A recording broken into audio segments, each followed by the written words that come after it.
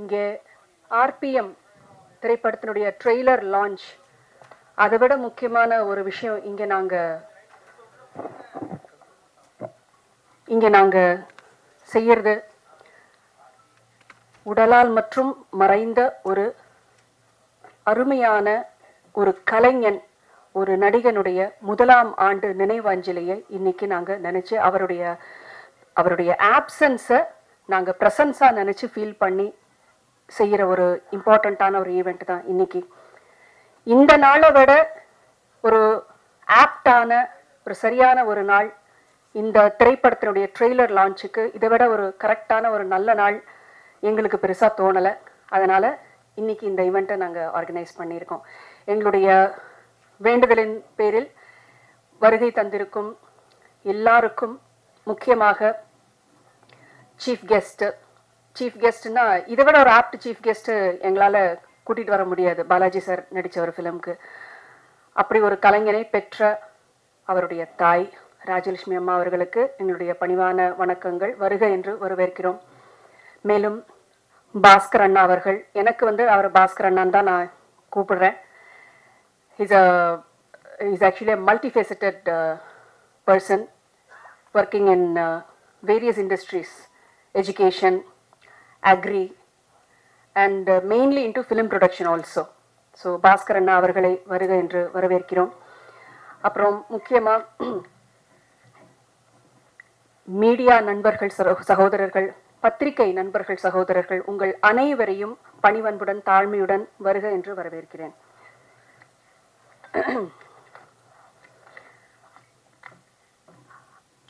இந்த திரைப்படத்தினுடைய ஆடியோ எங்களுக்கு எம்ஆர்டி அவங்க தான் இந்த ஆடியோ எடுத்திருக்காங்க. எம்ஆர்டி ரெப்ரசன்ட் பண்ணி முருகன் சார் அவர்களுக்கு என்னுடைய மனமார்ந்த நன்றிகள். அவங்கள வருக என்று வரவேற்கிறேன். இந்த திரைப்படத்தை சோனி பிக்சர்ஸ் இன்டர்நேஷ்னல் அவங்க தான் டிஸ்ட்ரிபியூட் பண்ணுறாங்க, ரிலீஸ் பண்ணுறாங்க. ஸோ சோனி பிக்சர்ஸ் இன்டர்நேஷ்னல் சார்பாக இங்கே வருகை தந்திருக்கும் சகோதரர் சிவா அவர்களையும் அன்புடன் வரவேற்கிறோம்.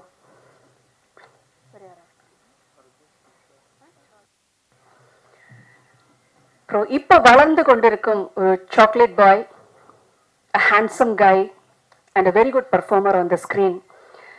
ஜியோ ஹாட்ஸ்டாரில் ஹார்ட் பீட்ஸுங்கிற அந்த வெப் சீரீஸுடைய மெயினான ஒரு பர்சன் மிஸ்டர் அர்ஜுன், அந்த பேர் அவருடைய கதாபாத்திரத்தினுடைய பேர். நம்ம திரைப்படத்தில் ஒரு முக்கியமான வேடமேற்று நடிச்சிருக்கிறாரு திரு சாருகேஷ் அவர்களையும் அவர்களுடைய தாயார் அவர்களையும் அன்போடு வரவேற்கிறோம். இந்த படத்தில் டெபியூ பண்ணியிருக்காரு, முதலாக நடித்திருக்கிறாரு ஒரு இம்பார்ட்டண்ட்டான கதாபாத்திரத்தில் ஈஸ்வர் கிருஷ்ணா அவரையும் அன்போடு வரவேற்கிறோம். மனசில் வந்துட்டோம் மோனே, அவருக்கு மலையாளத்தில் சொல்லணும், அப்போதான் கொஞ்சம் புரியும். அண்ட் இந்த திரைப்படத்திற்கு இன்னும் கூட ஆர்டிஸ்ட், முக்கியமாக பாலாஜி சாரோட ரன்னிங் ரோல் மாதிரி பாலாஜி சாரோட எப்பவுமே ஸ்க்ரீன் ஷேர் பண்ணிக்கிட்டே நடிச்சிட்டு வந்த 2 பேர் இருக்காங்க. நடிகர் பாபு அவர்கள் அண்ட் நடிகர் முத்து அவர்கள், உங்கள் எல்லாருக்கும் பரிச்சயம். அவங்களையும் நான் மனசார வெல்கம் பண்ணுறேன். நன்றி முத்து, நன்றி பாபு. அண்ட் இந்த படத்தில் ஒரு 3-4 பாடல் ஆசிரியர்கள் பாடல்கள் எழுதியிருக்காங்க. தாமரை அக்கா, மோகன்ராஜன் சார் அவர்கள், கிரிதர் வெங்கட் சார் அவர்கள். அப்புறம் அதோடு சேர்த்து ஒரே ஒரு பாட்டு, எனக்கும் பாட்டு எழுதணும்னு ஒரு ஆசை முதல் முறையாக ஒரு பாடலை எழுதி அதை கம்போஸ் பண்ணியும் பாடியிருக்கேன்.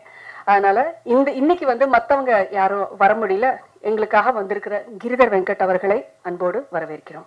நான் முதல்ல டேனியல் பாலாஜி சாரை இயக்குனர் பிரசாத் பிரபாகர் சார் அவர்கள் டேனியல் பாலாஜி சாரை வீட்டுக்கு போய் அவங்கள பார்த்து இந்த ஃபிலிம்க்கு கன்ஃபார்ம் பண்ணி இது பண்ணப்போ அப்போ தான் என்னை பற்றி இன்ட்ரடியூஸ் பண்ணாங்க. ஸோ நான் அவருக்கு as a part of the movie making அவருக்கு நன்றி சொல்கிறதுக்காக, சார் எங்கள் படத்தில் நடிக்கிறதுக்கு நீங்கள் சம்மதிச்சதுக்கு உங்களுக்கு எங்களுடைய மனமார்ந்த நன்றி அப்படின்னு அந்த நன்றி சொல்கிறதுக்காக வீடியோ காலில் அவரை சந்திக்கக்கூடிய ஒரு தருணம் தான் எனக்கு கிடைச்சிது. இப்போ வீடியோ காலில் நீங்கள் பாடுறீங்க, உங்களை பார்த்துருக்கேன் நான், எனக்கு உங்கள் பாட்டெலாம் நான் நிறைய கேட்டிருக்கேன், ரொம்ப சந்தோஷம் சார். சரி எவ்வளோ பாடுறீங்க, நான் கேட்குற பாட்டு உங்களால் பாட முடியுமா அப்படின்னாரு. சார் கண்டிப்பாக சொல்லுங்கள் சார், தெரிஞ்சால் கண்டிப்பாக இப்போவே பாடுறேன் சார் அப்படின்னு. அவர் முதல்ல என்கிட்ட கேட்டது, நம்ம தண்ணீர் தண்ணீர் படத்தில் வர எம்எஸ்வி சார் அவர்கள் இசையமைத்த சுசிலாமா அவர்கள் பாடிய கண்ணான பூமகனே கண்ணுரங்கு சூரியனே அப்படிங்கிற பாட்டு உங்களுக்கு தெரியுமான்னு கேட்டார். ஆக்சுவலாக அந்த பாட்டு வந்து நான் நிறைய கேட்டு வளர்ந்துருக்கேன், ஆனால் பாட்டு வந்து எனக்கு பாடம் இல்லை, பாடுறதுக்கு எனக்கு பாடம் இல்லை. நான் சொன்னேன், சார் மன்னிக்கணும், நீங்கள் ரொம்ப ஒரு அழகான பாட்டு கேட்டிருக்கீங்க, ஆனால் வந்து இந்த பாட்டை நான் கற்றுக்கிட்டு ப்ராக்டிஸ் பண்ணிவிட்டு உங்களுக்கு கண்டிப்பாக நான் வந்து நேர்லேயே வந்து உங்களுக்கு நான் பாடி காமிக்கிறேன் அப்படின்னு சொல்லி சொன்னேன். அப்படியா, சரி, வேற ஒரு பாட்டு சொல்லுறேன், அது பாட முடியுமா அப்படின்னாரு. என்ன பாட்டு சார் சொல்லுங்கள். சிங்கார வேலனே தேவா பாட தெரியுமான்னு கேட்டார். அது நல்லா தெரியும் சார் சொல்லிட்டு உடனே வீடியோ காலில் வந்துட்டு நான் சிங்கார வேலனே தேவா பாடினேன். பாடி முடிச்சு அவருக்கு ரொம்ப சந்தோஷமா இருந்தது. அதாவது நான் அவருடைய பேக்ரவுண்ட்ல என்ன, அவர் எப்பேற்பட்ட ஒரு நடிகர், திறமைசாலி, அதுல எந்த ஒரு மாற்று கருத்துமே கிடையாது. பயங்கரமான திறமைசாலி. சினிமா நுணுக்கங்களை பற்றியும் நடிப்பு திறன்களை பற்றியும் ஸ்கிரீன் ஸ்பேஸை எப்படி வந்துட்டு, ஏன்னா பாலாஜி சார் வந்து ஒரு ஸ்கிரீன்ல வராருனாவே கம்ப்ளீட்டா கேப்சர் பண்ணிடுவார். அது அது அது நெகட்டிவிட்டி ரோலா இருக்கட்டும், எதுவா இருக்கட்டும், மோஸ்ட்லி அவர் நடிச்சதெல்லாம் வில்லன் கேரக்டர்ஸ் தான். அந்த வந்தாலே நான் அந்த கண்ணுக்கு அவ்வளோ பவர் இருக்கு. அதுதான் முக்கியமா சொல்லுவாங்க, ஒரு நடிகருக்கு வந்து கண்ணு பேசணும் அப்படின்னு சொல்லுவாங்க. நான் பெரியவங்க சொல்லி கேள்விப்பட்டிருக்கேன். அந்த மாதிரி அந்த பாட்டு அவர் பின்னாடி இருக்கிற, அவர் உட்காந்துட்டு இருந்த ரூம்ல ரொம்ப சிம்பிளா இருந்தது. நான் வந்து பிரசாத் சார்ட்ட கேட்டேன், என்னங்க இவரு இவ்வளோ பெரிய நடிகர், என்ன ரொம்ப சாதாரணமா ஒரு கைத்துக்கட்டில் சிம்பிளா அவர் பாட்டுக்கு சிம்பிளா இருக்காருன்னமா.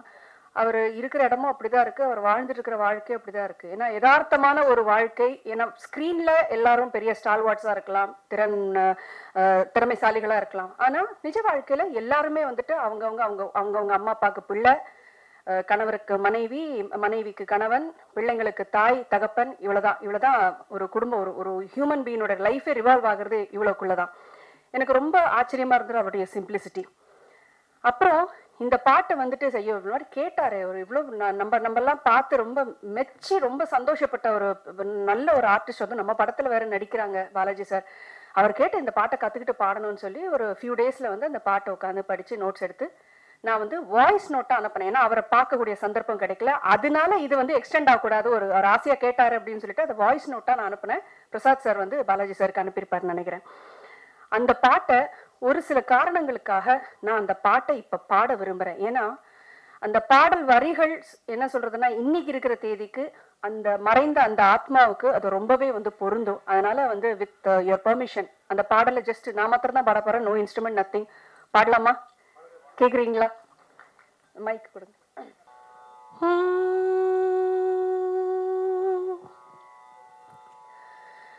கண்ணான பூமகனே கண்ணுரங்க சூரியனே, கண்ணான பூமகனே கண்ணுரங்க சூரியனே, ஆத்தா அழுத கண்ணீர் ஆறாக பெருகி வந்து தொட்டில் நனைக்கும் வரை, உன் தூக்கம் கலைக்கும் வரை, கண்ணான பூமகனே கண்ணுரங்க சூரியனே, கண்ணுரங்கு சூரியனே, கண்ணுரங்கு சூரியனே.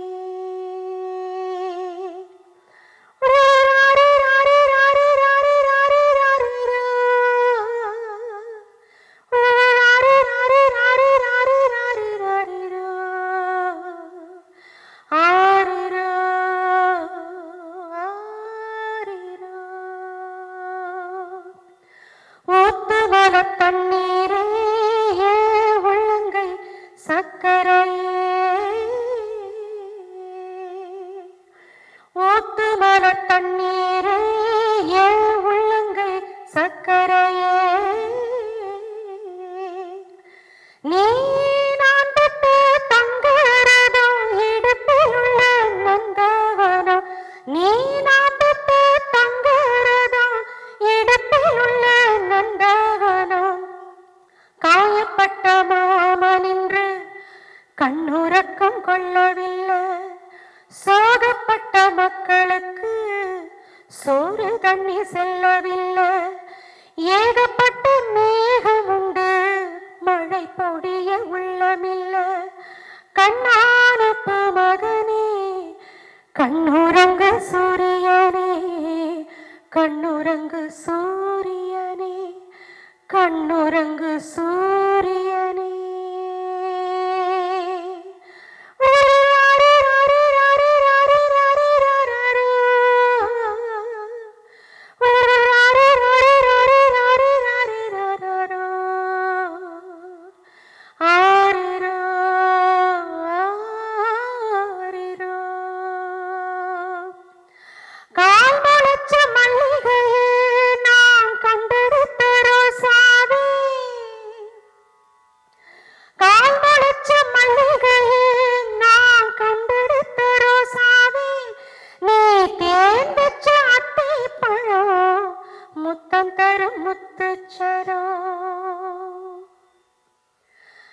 தண்ணி தந்த மேகமின்று இரத்தத்துளி சிந்துதடா காத்திருந்த பானைக்குள்ளே கண்ணீர் துளி பொங்குதடா வீட்டு விளக்கெறிவதற்கு கண்ணீர்